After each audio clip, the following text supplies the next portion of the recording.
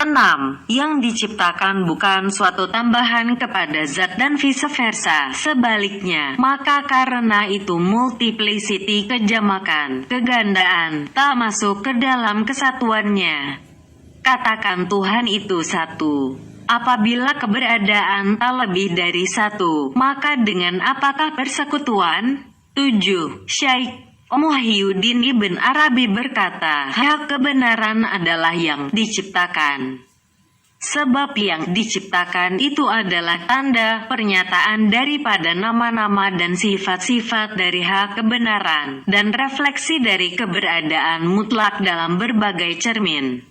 Larangan untuk menggunakan limitasi dan restriksi, pembatasan-pembatasan dari yang diciptakan kepadanya adalah karena gradasi, tingkatan, tanuzulat, penyerahan, penurunan.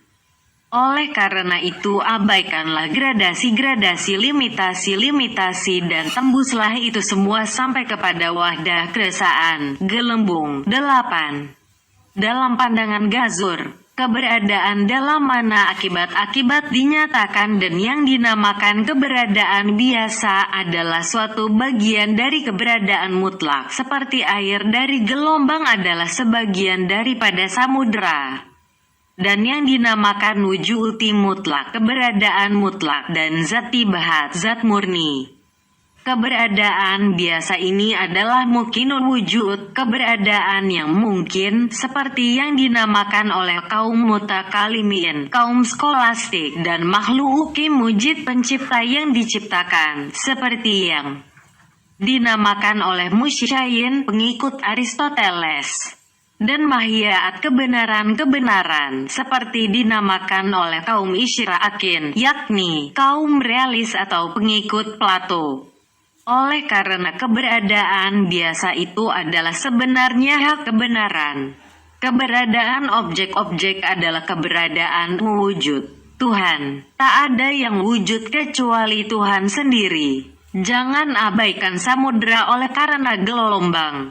9. Keberadaan yang mungkin adalah tajali, pembatasan cahaya daripada Tuhan dalam bentuk ayan, bentuk dengan keanehan-keanehan mereka, dan ini dinamakan wujuti dafi, yaitu keberadaan yang dinyatakan. Hal ini juga dinamakan bayangan, zil. Apakah kamu tidak memperhatikan Tuhanmu? Bagaimana Tuhanmu memanjangkan bayang-bayangnya? Surat 25:45. Apakah kamu tidak memperhatikan penciptaan Tuhanmu? Bagaimana Dia memanjangkan dan memendekkan bayang-bayang, dan kalau Dia menghendaki niscaya Dia menjadikan tetap bayang-bayang itu. Kemudian kami jadikan matahari sebagai petunjuk atas bayang-bayang itu. 4. Sifat-sifat sifaat. 1. 3 tahap pertama mengenai tanuzulat, penyerahan. Penurunan adalah tahap-tahap internal, dan ketiganya adalah yang itu juga. Ahdiyah, tahap pertama dalam mana tak ada apa-apa, hanya keheranan, kekaguman adalah sifat daripada wahdah bersatu. Dan wahdah bersatu, gelembung, adalah sifat daripada wahidiyah, memahasakan Allah. Maka ahdiyah, hidup, adalah pula menjadi sifat daripada wahidiyah.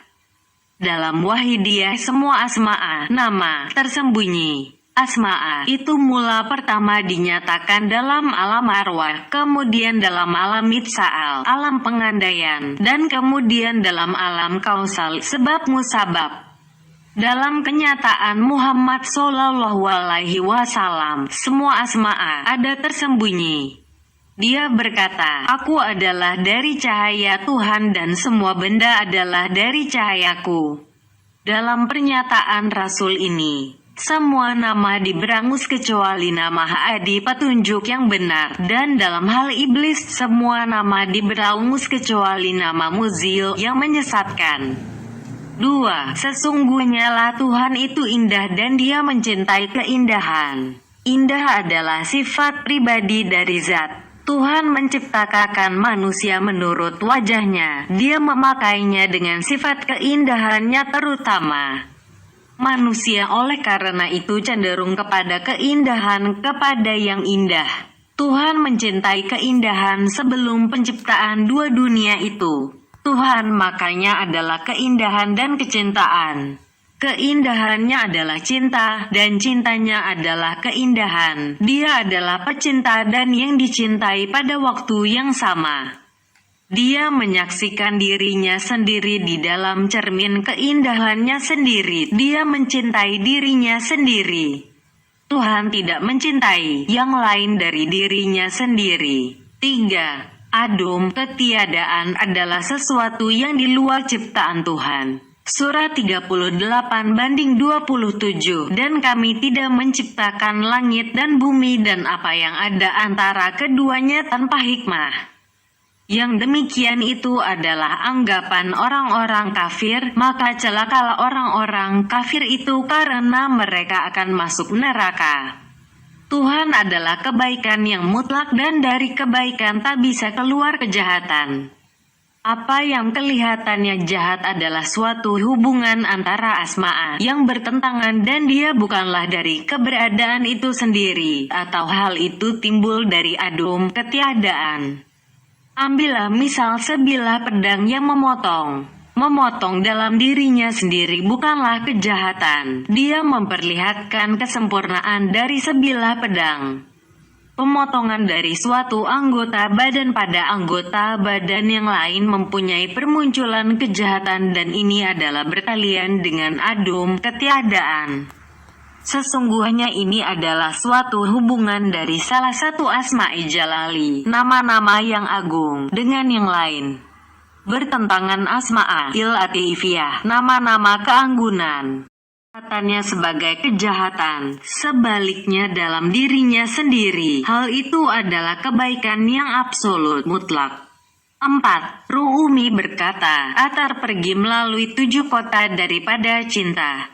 Kita baru sampai di tikungan dari suatu jalanan. 7 kota itu 7 sifat-sifat daripada Tuhan yang ditapaki oleh seorang yang mahir dan yang lain-lain hanya menapaki satu sifat.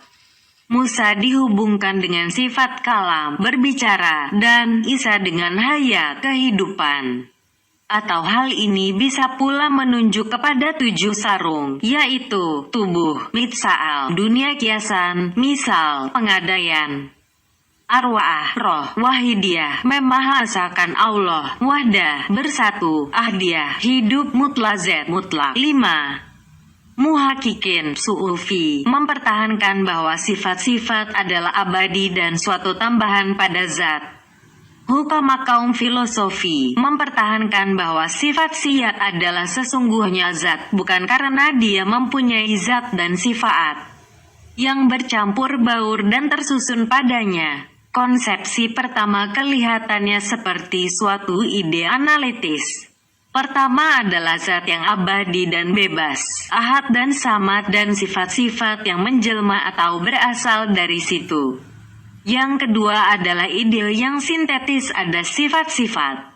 Mereka bercampur baur dan menghasilkan sesuatu yang adalah kosong dalam dirinya sendiri, seperti suatu arus listrik lewat melalui oksigen dan hidrogen dan menghasilkan air.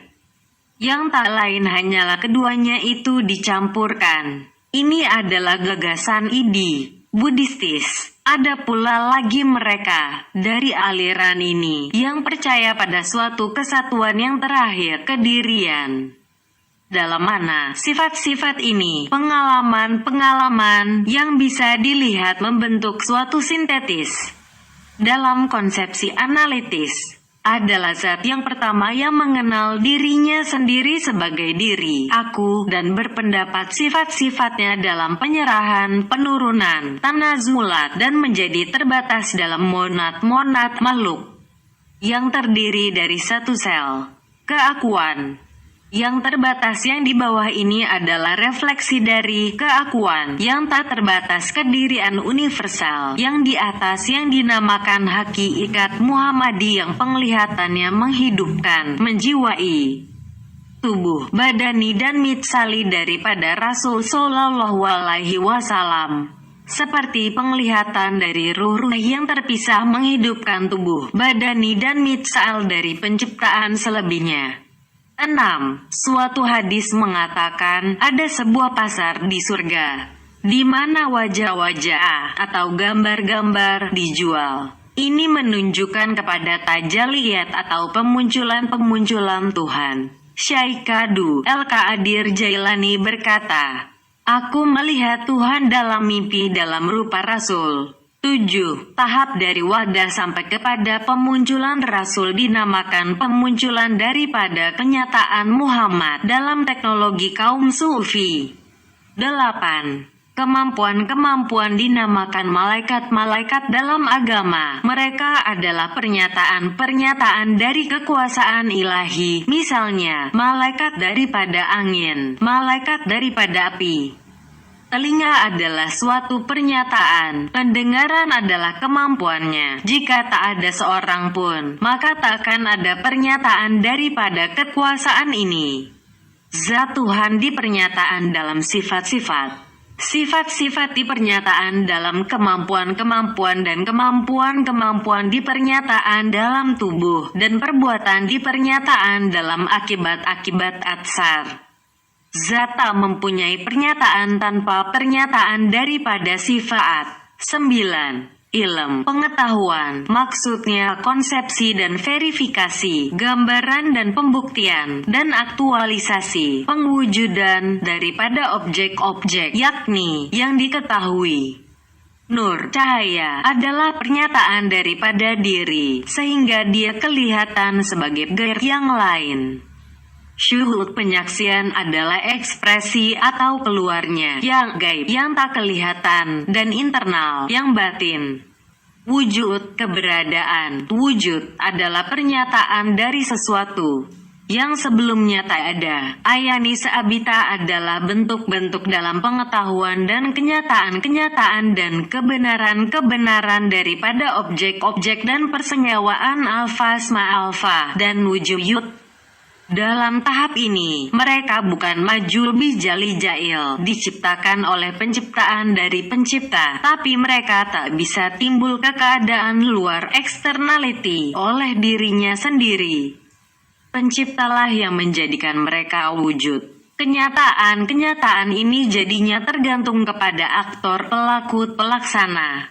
Apakah aktor itu akan membuat kenyataan-kenyataan itu menjadi wujud secara yakni mengambil bentuk dalam keberadaan seperti yang diajarkan oleh aliran wujudiyah, kemanunggalan Allah dengan alam, atau melimpahkan keberadaannya pada mereka, yang adalah adum, ketiadaan, seperti yang diajarkan oleh aliran syuhudiyah. Hanya dialah yang menjadi sebab daripada atsar, efek mereka.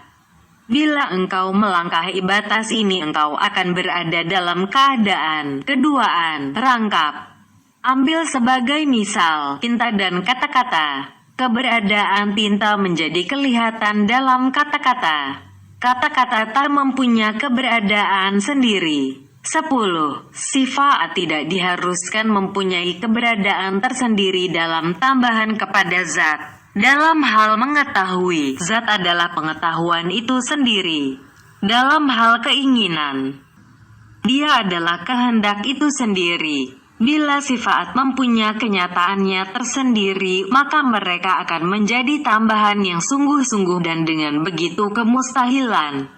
Zat hidup dengan sendirinya, mengetahui dengan sendirinya, menginginkan dengan sendirinya, mendengar dengan sendirinya, dan berbicara dengan sendiri. 11. Mawahid adalah seorang yang tidak melihat gair yang lain dari Tuhan. Mereka tak mempunyai keberadaan wujud lain dari Tuhan karena mereka dalam mereka sendiri tak mempunyai keberadaan sama sekali. Artinya, dia telah menjadi kenyataan dalam zatnya sendiri. Tak menemukan zat lain dari masa tanpa mula, awal kepada masa tanpa akhir. Ini hanyalah suatu tajalli, menampakkan diri daripada zat yang menyingsing dari dirinya sendiri pada dirinya sendiri dan melalui dirinya sendiri.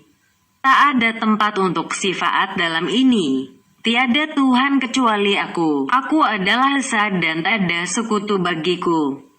Inilah daerah bahaya, dalam mana orang bisa direjam sampai mati. Inilah tahap jam-jam cinta zat kepada dunia. Melihat kesatuan dalam keragaman dan sebaliknya, dan farbet uljam.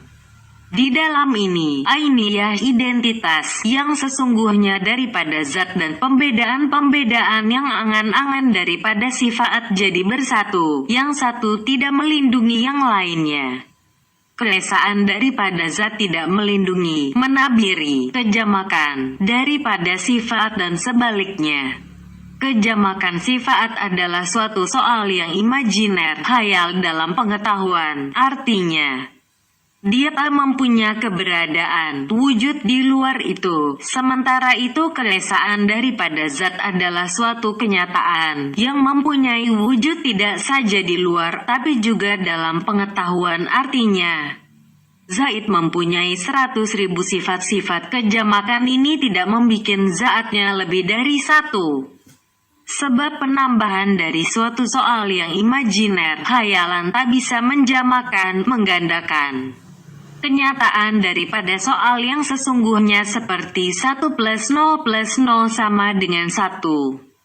Di pihak lain zat itu melarutkan kejamakan soal-soal yang imajiner menjadi bahan yang daripadanya mimpi-mimpi dibikin. Bila soal yang imajiner, khayal, ini berubah menjadi suatu kenyataan, dia menjadi tabir eksternal, penyakit mental, dan menimbulkan keraguan-raguan dan kecurigaan, dan proses ini dalam penyempurnaannya menjadi kufur, yang berarti menyembunyikan suatu kenyataan dalam kegelapan keraguan dan ketahayulan. Tuhan telah mencap hati mereka dan pendengaran mereka, dan ada tutup di atas mata mereka, dan ada siksaan yang besar bagi mereka. Allah telah mengunci mati hati dan pendengaran mereka, dan penglihatan mereka ditutup. Dan bagi mereka siksa yang amat berat 2:7. 12. Tuhan tidak berkualitas, tidak bersifat dalam tanzi, zat tanpa pernyataan dari sifat-sifat, artinya dengan sifat-sifat tersembunyi di dalamnya, dalam kekualitasannya, dalam kebersifatannya, tasbih, dan berkualitas dalam tasbih, dalam ketidakberkualitasannya, tanzi, zat tanpa pernyataan dari sifat-sifat, artinya dengan sifat-sifat tersembunyi di dalamnya. Sekalipun tasbih, dia mempunyai zat tanpa pernyataan dari sifat-sifat, artinya dengan sifat-sifat tersembunyi di dalamnya dan sebaliknya. Dia tidak terbatas pada salah satu ini. Kekualitasan dan ketidakkualitasan adalah dengan jalan tanazul, perpindahan, penyerahan, penurunan. Dia adalah mutlak dari kedua ini. Dia tidak pula jamak dalam zatnya. 13. Zat sesungguhnya adalah sifat menurut kaum sufi dan filosof. Zatmu tak bisa dengan sendirinya membikin engkau mampu, misalnya, melihat. Tapi Tuhan tidak tergantung kepada penglihatan. Dia melihat dengan zatnya. Zat dan sifat adalah satu dalam kenyataan dan terpisah dalam pengertianmu. Sifat hanyalah segi-segi daripada zat, oleh karena itu bisa dikatakan bahwa mereka dalam kenyataan adalah zat, atau bahwa mereka dalam pengertianmu terpisah dari zat. Syekh Daud Kaisari mengatakan bahwa pengetahuan tentang Tuhan adalah sesungguhnya tentang zatnya, sebagai sesungguhnya yang diketahui ayan atau bentuk-bentuk adalah zatnya. Jadinya apapun yang ada di langit dan di bumi diketahui olehnya sampai kepada atom sekalipun. Dia adalah satu bersama zatnya dan dengan pengetahuannya. Ayan, bentuk itu adalah sesungguhnya satu dengan dia dalam segi keberadaan, wujud dan gairah, atau terpisah dalam segi keterbatasan. Jadi tak ada wadah dan isi yang diwadahi, tapi hanya satu kenyataan yang dinyatakan sebagai wadah dan isi. Kegandaan hanya ada dalam hayalan dan bukan dalam kenyataan. 14. Cahaya gelap adalah pernyataan daripada Jalal. Cahaya gemilang daripada Jamal. Kegelapan, bila engkau mengerti, adalah cahaya zat. Dalam kegelapan berada sumber kehidupan. 15. Zat La'ahud ini adalah satu dari tahap-tahap pada lingkungan telentang, adalah sumber sifat. Sifat Jabrut tahap di bawah La'ahud ini adalah satu dari tahap-tahap pada lingkungan telentang, dan di atas malakut alamnya para malaikat dan jin. Dunia Mitsa'al adalah sumber afa'al sama dengan perbuatannya. Malakut dan perbuatannya adalah sumber aksar efek kehidupan dunia. Na'asut tahap badaniyah. 16. Kaum mutakalimin, kaum skolastik Syiah berpendapat waktu adalah sesuatu yang imajiner, angan-angan. Kaum filosofi mengatakan bahwa itu disebabkan oleh revolusi-revolusi langit dan planet-planet. Dan kaum sufi mengatakan bahwa waktu itu adalah keabadian itu sendiri, azali, masa tanpa awal, dan abadi, masa tanpa akhir bergabung.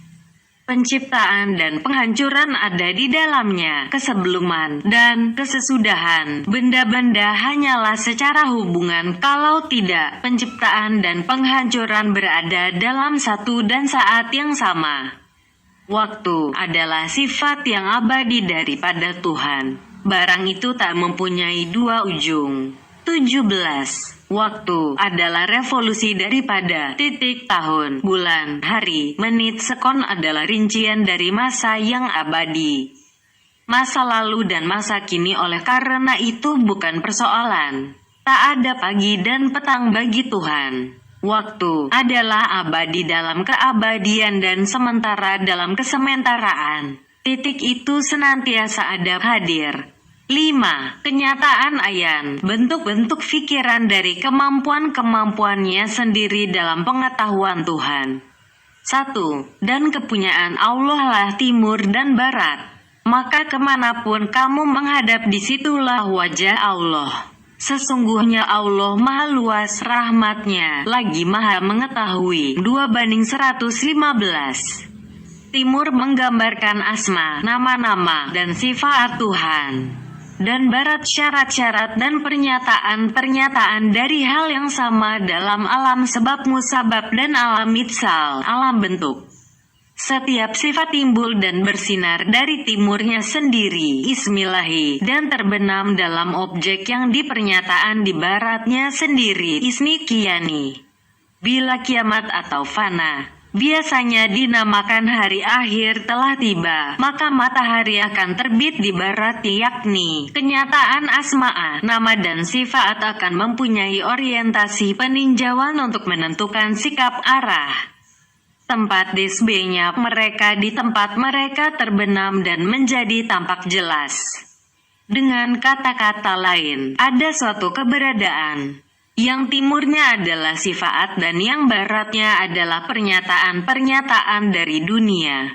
Ada kemestian dan kemungkinan pada tiap sisinya. Bila engkau melihat melalui tiap sisi, engkau akan menemukan keberadaan wujud Tuhan yang adalah kekal dalam kekekalan dan fana dalam kefanaan. Seperti yang dikatakan oleh Syekh Ibnu Al-Arabi, al-wujud fil qadim kadim wa fil hadis keberadaan dalam wujud asli dan perkataan di atas perkataan. 2. Asma'a, nama-nama. Tuhan adalah bentuk-bentuk yang dapat dibedakan dalam pengetahuannya, yang oleh kaum sufi dinamakan ayanisa abita. Kaum skolastik berarti sistem logika, filsafat, dan teologi para sarjana abad pertengahan atau orang terpelajar abad ke-10 hingga abad ke-15. Berlandaskan logika Aristoteles dan tulisan para ahli agama Kristen dari zaman permulaan agama menamakannya maklumat yang diketahui, dan kaum filosofi menamakannya mahiyat, realitas kenyataan. Tuhan dalam mencintai dirinya sendiri melimpahkan tajalinya, aura, yang pertama pada mereka yang dinamakan faidi muqaddas, berkah suci, dan mereka jadi menjelma di luar sesuai dengan perlengkapan-perlengkapan dan syarat-syarat mereka yang menunjukkan perlawanan dan pertentangan dalam tanda dan sifat. 3. Ma'ahya, realitas, kenyataan atau bakat dari benda-benda tidaklah diciptakan oleh perbuatan kreatif dari pencipta. Mahiyah menerima kebajikan dan kebaikan hati dari pencipta sesuai dengan bakat-bakat mereka. Oleh karena itu pernyataan mereka berbeda dan berbagai-bagai. Misalnya setiap bagian dan alat badan menerima kekuatannya dari roh, tapi menyatakan bakatnya sendiri. Mata menunjukkan kemampuan untuk melihat dan bukan untuk mendengar. Telinga mendengar, bukan melihat. Bakat-bakat ini adalah kadim, kekal. Kenyataan tidak diciptakan oleh pencipta. Perbuatan dari pelaku tidak bertentangan dengan bakat. Bakat itu asli dan abadi adanya. Ia muncul pertama sebagaimana ia ada di dalam alam pengandaian, di mana ia dapat berubah menurut lingkungannya di alam dunia sabab musabab. Sebutir kelapa jika ditanam akan membuahkan kelapa. Ia dapat mempunyai batang yang lurus atau bengkok, menghasilkan buah yang besar atau yang kecil dan lain sebagainya yang akan tergantung pada posisi penanamannya di tanah, pupuk dan sebagainya. Maka itu keadaannya akan bergantung pada lingkungan di mana ia akan dibibitkan. Lingkungan bergantung pada masa di mana bentuk sifatnya menerima perintah menjadi ada. Perubahannya berada di dalam masa diperintah dan tidak di dalam qadar, takdir. Sebagaimana kata Hafiz, mereka tidak memberi aku izin untuk berada di jalan kemasyhuran. Dan jika engkau tidak setuju ini, ubahlah kada ketetapan. 4. Kitab induk daripada kitab adalah buku catatan dari pengetahuan Tuhan. Dia dinyatakan sebagai dalam kitab Lamyubin, buku yang nyata, atau Lauhi Mahfuz atau buku catatan yang terpelihara, yang tersimpan dalam Lauh Mahfuz. S85/22. 4. Di sini Jibril membaca kata-kata Tuhan dan membawanya turun kepada Rasul. Tajali, sorot cahaya daripada Tuhan mula-mula mencapai kitab induk daripada kitab, yang adalah tahap Jabrut. Alam Jabarut ialah, yaitu alam yang tidak terlihat oleh mata lahir, alam rohani, isinya jin, setan, merkayangan dan bangsa siluman, asalnya dari unsur api. Kejadiannya dari nafsu amarah panas, keluarnya dari telinga, wataknya bisa mendengar, ilmunya tingkat torikot, akalnya yang melakukan orang ilmu pengetahuannya sudah masuk alam Jabarut. Pada umumnya orang tersebut dikatakan jadab karena dia sudah melihat dua alam, alam nyata dan alam tidak nyata, sehingga kelakuannya orang tersebut itu agak aneh, tidak umum dengan orang lain.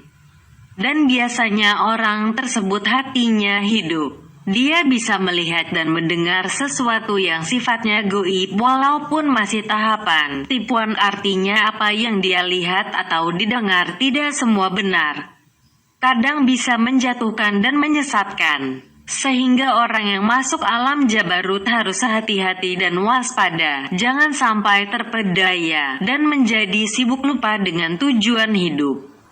Ia mempunyai ilmu pengetahuannya dari orang lain juga dari dirinya sendiri, petunjuk dari Allah, dan dari sana dia menurun ke Lauh Mahfuz, yang merupakan batas terbawah daripada tahap malakut, yang juga dinamakan alam mitsa'al, dunia kiasan dan nafsi kui, keserakahan, terminal Jibril di daerah perbatasan antara malakut dan Jabrut, yakni dunia mitsal, kiasan dan arwah.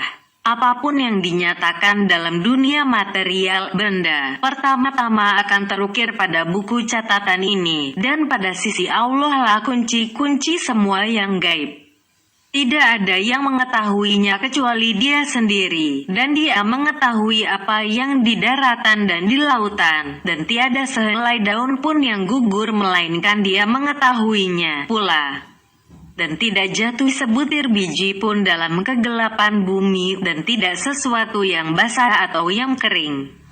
melainkan tertulis dalam kitab yang nyata Lauh Mahfuz. 6:59. Tak ada sesuatu yang basah atau kering, melainkan tertulis di dalam kitab yang nyata maupun wahyu untuk rasul dalam makrokosmos alam semesta. Dalam hal ilham, inspirasi dari aulia dalam mikrokosmos alam kecil mereka, dia menurun dari hak kebenaran melalui tahap-tahap kesadaran kosmis semua yang ada berhubungan dengan jagat raya dan hafi'iroh, yang keduanya berada dalam tahap jabarut dan zamir. Tahap pertama dalam malakut aspek internal daripada kolab batin dan fawat, yang keduanya berada dalam malakut kepada kolab hati atau batin. Kolab adalah lauh mahfuz daripada alam mitsal, alam kiasan para wali. 5. Jila adalah kata teknis untuk pernyataan daripada keberadaan wujud dalam bentuk-bentuk.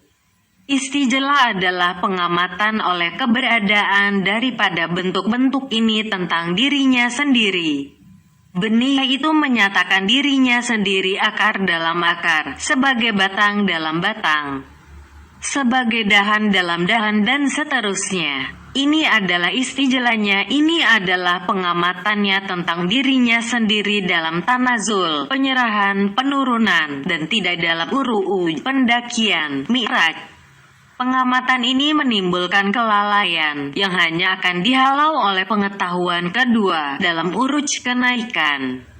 Kerangkap duaan, dua lilit, kelainan, dan perhambaan, ubudiyah adalah hasil dari pengamatan ini. 6. Menyingsingnya zat pada dirinya sendiri adalah tajali pertama, iluminasi, yang sepenuhnya murni dan suci.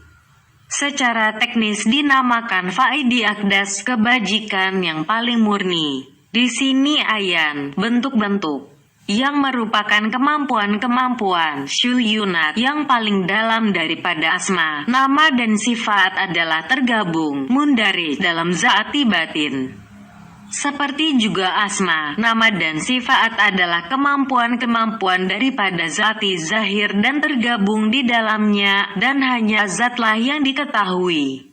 Bila zat diketahui, dikenal, maka itu adalah jahir, yakin, dalam externality, pencemaran, dan ayan, bentuk-bentuk fikiran dari kemampuan-kemampuannya sendiri dalam pengetahuan Tuhan. Asma, nama dan sifat adalah batin dalam internality, penghayatan. Dalam proses sebaliknya, bila zat menjadi batin, maka asma, nama dan sifat menjadi jahir dalam pengetahuan. Mereka diketahui oleh zat sebagai keseluruhan. Pengenalan daripada pengetahuan tentang asma, nama dan sifat oleh zat dinamakan wahdah atau hakikati Muhammadi, yang merupakan pembatasan pertama daripada zahirul wujud, wujud yang zahir. Maka wujud internal, batin adalah tak terbatas dan dinyatakan dalam pengetahuan dengan pembatasan daripada asma, nama dan sifat sebagai keseluruhan. Bila hal ini sampai kepada rincian, dia menampakkan 4 hipotesa, jawaban sementara terhadap masalah yang masih bersifat praduga karena masih harus dibuktikan kebenarannya, yaitu pengetahuan, cahaya, syuhud, pengamatan, penyaksian, dan keberadaan, wujud. Bila sifat dan asma mengambil bentuk mereka, ayan ikarja, bentuk-bentuk yang keluar, lahir dari mereka, dan menjadi objek-objek dalam pengetahuan. Tahap ini dinamakan wasidiyah atau pembatasan kedua dalam abstrak dalam pengetahuan. Sesudah 2 tahap ini dalam pengetahuan uluhiyah, keadaan pengetahuan ilahi, ketuhanan, dibedakan dari rububiyah, keadaan tanda-tanda dari penguasaan, dan tahap-tahap daripada asma ilahi, nama-nama yang memerintah, dan asma ikiani, nama-nama yang diperintah. Mulai bila rububiyah mulai, maka tahap tanda itu dinamakan faidi muqaddas, kebajikan yang suci, dan dia meluas dari wahidiyah sampai kepada tahap menjadi debu. Ini adalah detail-detail daripada hakikati Muhammadi, kenyataan Muhammad. Maka Rasul Shallallahu Alaihi Wasallam berkata, "Aku berasal dari cahaya Tuhan dan seluruh penciptaan berasal dari cahayaku." Oleh karena itu adalah tepat untuk menamakan setiap objek Rasul yang dikirim Tuhan atau barzak, pemisah dari dua benda atau keadaan, sementara Rasul adalah barzaki ijami, barzak kolektif, dari mana semua barzak dipernyatakan. Jika suatu barzak mengambil bentuk, dia akan mengambil sesuatu bentuk yang lebih tertentu daripada yang sebelumnya, yang pada gilirannya menjadi batinnya. Dengan begitu kau menemukan semuanya direfleksikan dalam setiap atom. 7. Bentuk-bentuk mempunyai tempat dalam pengetahuan Tuhan. Mereka bukanlah ketiadaan, kekosongan yang mutlak, sebab kekosongan, kehampaan, tak bisa menjadi sesuatu. Keberadaan yang dalam mana benda-benda turut ambil bagian adalah keberadaan biasa sebagai lawan dari keberadaan mutlak atau keberadaan daripada zat. Kuntum amwaatan fa'ahyakum, kamu telah mati dan dia memberi kamu hidup. Mengapa kamu kafir kepada Allah, padahal kamu tadinya mati, lalu Allah menghidupkan kamu? Kemudian kamu dimatikan dan dihidupkannya kembali, kemudian kepadanya lah kamu dikembalikan. Pukul 2:28, artinya, kamu tidaklah di luar, dia membikin kamu ada di luar dengan keberadaannya. Serupa seperti dia membikin kamu ada dalam pengetahuan. 8. Kata isem, jamaknya asma'a adalah berasal dari wasem, yang berarti mencat atau membintiki, atau dari samu, yang berarti peninggian atau terkemuka. Asma'a memberi ketermukaan bagi suatu aspek zat yang khusus. Mereka bukanlah tambahan atau tumbuhan dalam arti padanya. Mereka adalah salah satu dari perbuatan atau dari sifat atau dari zat aspek yang manapun yang lebih penting terkemuka pada saat itu. Asma'a daripada perbuatan membutuhkan objek, pada mana perbuatan berakhir dan tanpa mana tak ada akibat efek yang nampak jelas seperti kebajikan, kebaikan yang dibutuhkan oleh suatu objek pada mana telah dilimpahkan kebajikan, kebaikan. Al-Bait penyebab, Al-Hafiz pengawal, Al-Khaliq pencipta, Al-Musallallahu alaihi wasallam pelukis dan sebagainya, termasuk dalam kategori ini. Jika mereka tidak membutuhkan objek seperti itu, tapi memberi arti suatu sifat, mereka dinamakan asma'a daripada sifat-sifat seperti Al-Hayy pemberi hidup, Al-Qadir yang maha kuasa, Al-Hasbir yang mengetahui, dan sebagainya, yang adalah asma'i syifaat. Bila mereka tidak mengartikan apa-apa kecuali zat itu sendiri, mereka dinamakan asma'i zati. Seperti Al-Muhaimin, pelindung Arab, yang memelihara, Az-Zahir yang zahir, Al-Haq yang benar, As-Samad yang merdeka, An-Nur cahaya, dan sebagainya. Tak ada nama dari Tuhan yang tidak menunjukkan sifat. Nama itu terutama menonjolkan suatu aspek yang khusus daripada zat ke depan. Nama-nama ini jadinya bukanlah suatu tambahan bagi zat. 9. Faiti Muqaddas adalah keberadaan yang dilimpahkan pada ayan, bentuk-bentuk dalam eksternality, rupa luar, dalam tahap wahidiyah, memahasakan Allah, dalam mana mereka ditentukan. Ayani Sa'abita. Ini adalah keberadaan umum yang telah menyebar meliputi ayan, bentuk. Tapi kaum ulama menamakan ini suatu tambahan pada ma'ahiyah, yakni ayan.